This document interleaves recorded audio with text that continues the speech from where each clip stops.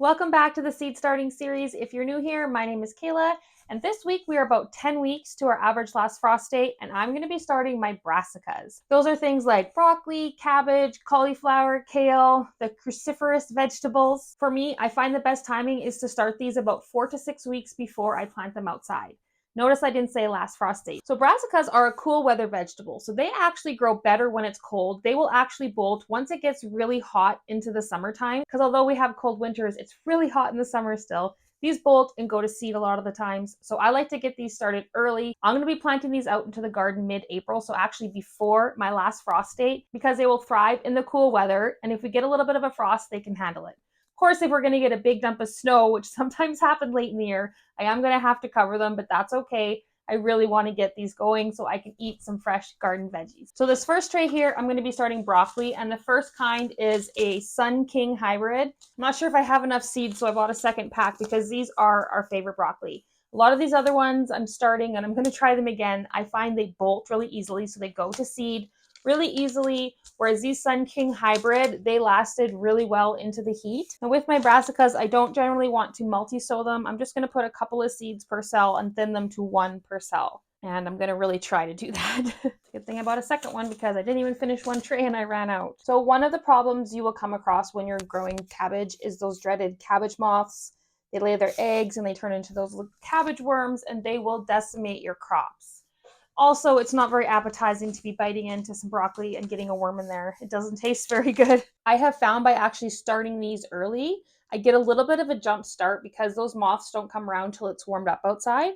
So I generally don't have to cover my spring crop of these brassicas. Now I will do a second crop of brassicas as a fall garden because again, they like that cool weather. Last year I planted out, it was a little bit late. Stuff did not really get mature in time. So this year I'm going to be starting a whole nother round of these towards the end of May. And then I'll plant them out midsummer and they can grow and basically come to maturity in the fall when it's cooler out. But generally for those ones, because they're growing all summer long, they are going to have to be covered. And you can buy specific netting. I'm going to be getting some good netting because I bought the cheap stuff and it just rips and tears.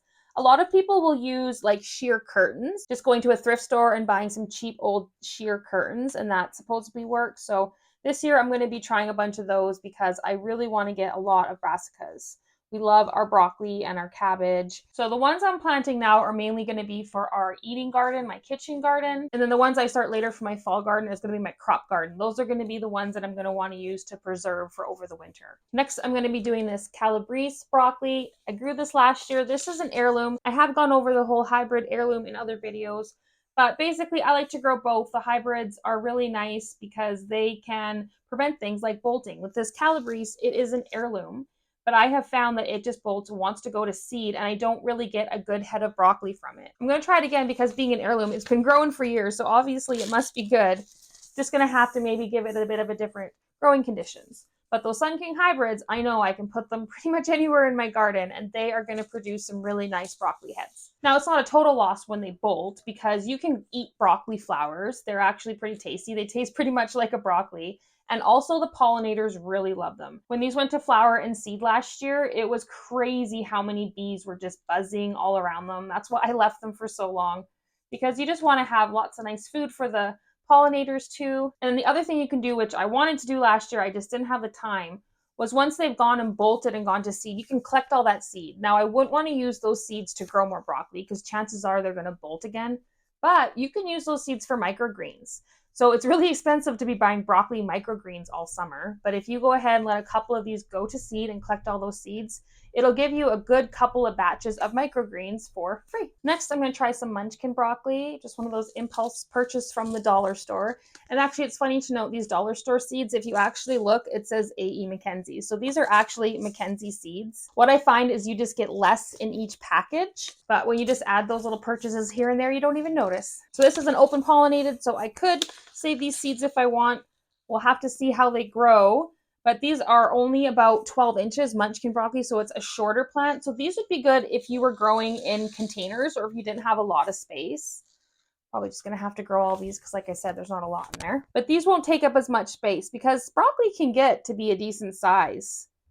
And if you're trying to cram a lot of things into smaller areas, then this could really help you out, save some space. You know what? I actually do have extra seeds because I'm not going to be putting 4 or 5 seeds in every single one. I can save these and I can start these for my fall garden. This is good. I am finally maybe learning not to plant so many seeds. I think I'm just kidding myself, but the things we tell ourselves, right? So as you can see, I'm just kind of sprinkling these on top, and then I just push them in with my finger and I just cover them back up with that soil. Just tucking them in. I'm not pushing them too far down, just enough to really get them set, because while you don't want to plant your seeds too deep, if you plant them too shallow when they emerge, they tend to be really weak, I have found, because their roots haven't really rooted down. And then also part of the process of getting that little seed husk off is when they push through the soil, that helps kind of shed that seed husk. So if you're finding a lot of the seeds are getting stuck on the top of your seedlings, that might be a problem. It could also be a humidity problem, which in that case, I usually just spray it with some water bottle. Or if you've heard before, you can just go ahead and use your spit, because there is something in your spit and saliva that will help break that down as well. Next, I'll be growing this Waltham 29. This is another open pollinated one I grew last year. Again, I found it to kind of bolt pretty quick, but we're going to give it another go because I did start these ones for the fall garden, so maybe they'll do better in the spring garden. So next, I'm going to grow some sprouting broccoli. I've got a green and a purple sprouting broccoli. Basically, these broccolis don't really form that big head. They form more side shoots and smaller little florets, they call them. So of course, they just taste like broccoli. They're just great in stir fries and just another fun thing to kind of, instead of always doing that big broccoli head, just to have a little bit of a difference. One thing I really love about gardening is just basically all the different varieties of things you can grow. And instead of just looking at things and being like, oh, there's broccoli, you can just really start to see the difference in the different broccolis and the carrots and all just the different little nuances. So when you're trying to eat healthy and they say eat the rainbow, by eating all these different varieties, you'll also be providing your body with a variety of nutrients. And also by growing the different varieties, you can find what works really good for your area. And then you're going to be able to maximize what you produce. So if you grow 5 varieties and you can tell one is just doing really good, and of course you have to like and enjoy that variety, well then you can grow that next year and you can 5 times your produce. These purple broccolis are always kind of neat to grow. I did do a purple cauliflower one year. I just bought the plants started and they were pretty neat. A lot of times when they get that purpley color, it kind of cooks out when you cook it, but you can just eat it raw and then you still have it all. So there's a nice full tray of broccoli. If everything sprouts, there's going to be 60 heads of broccoli. But I mean, there's 5 of us in our family and we do eat a lot of broccoli. So we will be going through this and we will definitely need to plant more for a fall garden. And next we have the rest of our brassicas. So we're going to start out with some cabbage. And again, another thing we really love. And by starting it early and getting it going, we are generally eating fresh cabbages by June. I don't actually have any seeds right now for one of my favorite cabbages, and that's the tiara cabbage. And that's the one that I've found just grows really, really quick. But these ones are all really good as well. So this is a golden acre cabbage. It's a smaller one like the tiara, and it's about 70 to 80 days to maturity. Unlike some of the bigger cabbages can take like 110 days. So that's something to look at. I didn't actually mention with the broccolis and such there. I mean, they're generally going to take around the same time. But you can find some that are going to be, 60 days and some that are going to be 80. So that's 20 days earlier you could be eating. So for most of my varieties, I like to pick those early maturing ones, but I will grow ones that take a long time just because there's really no other options. So for these ones, I'm just going to be starting about 6 of each since I have about 6 different kinds. That should be enough cabbage for us. Next one we have is this Red Express. We always like to grow the red cabbage, adds a little bit of color, always has those different properties. The darker colored vegetables are rich in like antioxidants, the anthocyanins. So again, by eating the rainbow, all those different colors, we're going to be getting all those good healthy things. And then the whole eat with your eyes. If you want to make a coleslaw, you need to have a little bit of red cabbage in there, right? And then next we have this early Copenhagen market. I've grown these ones before. They do really good. You can pick them smaller or you leave them and then they'll get pretty big size. Again, you want to watch that they don't split. A problem you can have with cabbage is they can split once they get too big. And if you get a whole big bunch of rain, they get waterlogged.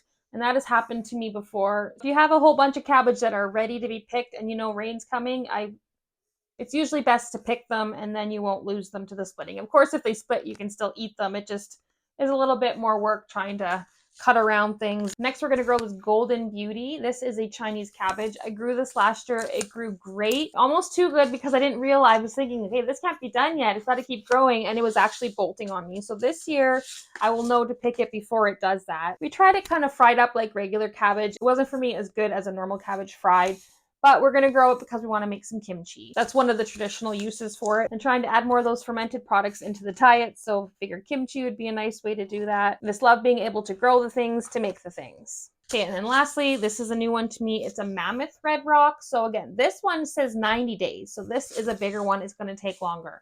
So I'm only going to start a few of them, but I will do a lot more of these in my fall garden. The other red cabbage I'm growing, Red Express, it kind of makes sense. Red Express, it's going to go quick. And then this one, Mammoth Red Rock, you know, it sounds big. So you're thinking, yeah, it's going to take a little bit longer. And then next we're going to move on to the kale. This is a red Russian kale. Grown this for the past few years and we like it. If you don't eat a lot of kale, you don't need a lot of kale plants. They grow very well and they grow a lot. One plant can give you a lot of kale. We like to do the kale chips, but we also, every extra I like to just give to my chickens and bunnies and stuff. I just like having that fresh garden produce. This year, I'm going to try and dehydrate some and make my own greens powder. And next, I'm going to grow this rainbow lacinato kale. Again, grew this one last year. I grew it in my fall garden, so I didn't get a ton from it. So again, by planting these in the spring, I usually get a jump start. But once you see those moths starting to fly around, then you know it is time to get out there and cover. Or if you don't have a lot of them, and I've done this before, if I only have one row, I've just gone in and hand picked. You can just flip a leaf up and you can see the little eggs that have been laid underneath and you can just wipe them off. I've done that before. Okay, next is a dwarf curled scotch. This is our favorite kale. I do actually find that the kales have a little bit of different flavor profiles. Like some of them tend to be a little bit more, I want to say, bitter. I find this dwarf curled scotch one actually has a little bit more of like the sweeter tones. It's not as bitter as some of the other kales. So that is why that's our favorite. And kale's really nice because it just kind of keeps growing. You just keep pulling off the bottom leaves. And if your conditions are right, it will just keep growing and growing. And we can be picking off the same kale plant from spring until fall. And even into fall, because kale, again, being that cool weather vegetable, once fall hits and you get a bit of a frost, it actually sweetens them up a little bit. And they don't generally die until you get that really hard frost. Okay, we're going to try some cauliflower. This is an early snowball cauliflower. I've never really gotten more than maybe a loony sized one, but we're going to try again. The best I had was that purple cauliflower I grew, but again, I bought that from starts from a store. But these seeds are pretty old and there's not very many left. So I'm just going to sow them all in here and we'll see what comes up. I'll have to do a seedling update here soon because a lot of the other seeds have popped up, but there's been some stuff that has not popped up. And again, it's because of the seeds being old and their germination has just gone to zero pretty much. You know it's not the medium or the watering because when you're doing everything the same and some stuff's coming up and some's not, then you can kind of tell that that is the seed. Generally speaking, unless you buried them super deep or something. And we're going to grow this Romanesco broccoli. It's kind of like a broccoli cauliflower hybrid. Again, I've tried it before. I've never really had anything grow for me. It takes about 75 to 100 days. But I have the seeds, I have the space, let's try it again. Like I had mentioned, these are going to be planted out about 4 weeks before my average last frost. That'll be about mid-April. I'll also be planting all my onions around it because one year I grew my onions all around them and that definitely helped with those cabbage moths. And onions can also be planted before your last frost because they don't mind that cool weather either. Of course, it's always a risk when you plant things really early, but 9 times out of 10, you're eating things sooner than your neighbors. Okay, and I'm going to grow these Brussels sprouts. These are Long Island improved, quite common. I've never really gotten Brussels sprouts nice and big. I've gotten little tiny baby buds. And I always just think I start them so late because Brussels sprouts do take over 100 days and we only have 120 days. So for me, I really have to be conscious of when I'm starting them. I've started them too late most of the time, so I'm going to go ahead and start a little bit now.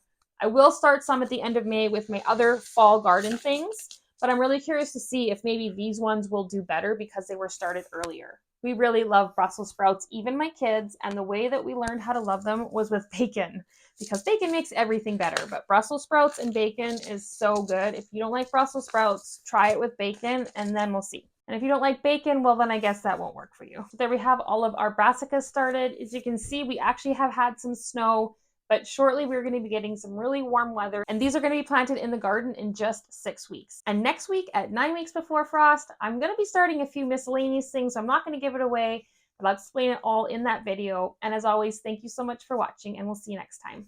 Bye.